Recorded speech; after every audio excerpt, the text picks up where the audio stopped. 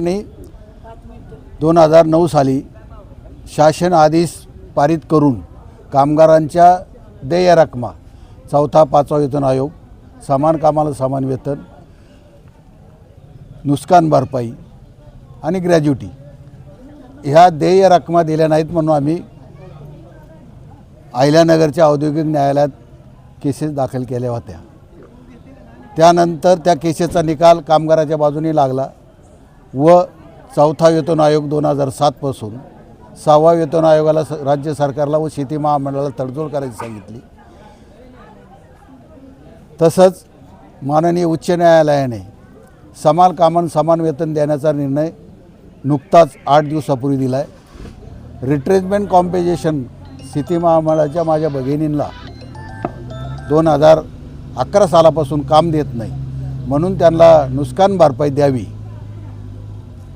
अशी मागणी मी औद्योगिक न्यायालय येथे केली होती। त्याचाही निकाल आमच्या बाजून लागला आहे।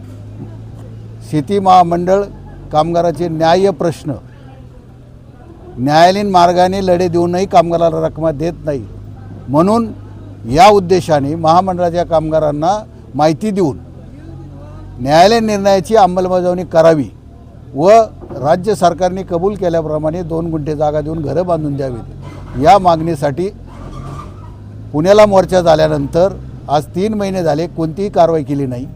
तेव्हा पुढील आंदोलनाची दिशा ठरवण्यासाठी आज या ठिकाणी मेळावा आहे।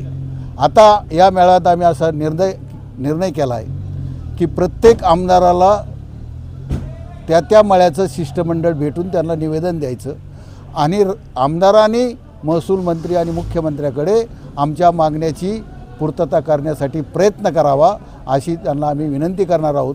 1-2 महिन्यात जर महसूल मंत्र्यांनी मीटिंग बोलून या प्रश्नावर निर्णय केले नाहीत व न्यायालयीन निर्णय मान्य केले नाहीत तर आमचं आंदोलन परत तीव्र होईल। मग ती कदाचित मंत्रालयावर मोर्चा असेल किंवा पुणे कार्यालयावर असेल, त्या परिस्थितीत ती ठिकाण ठरवलं जाईल।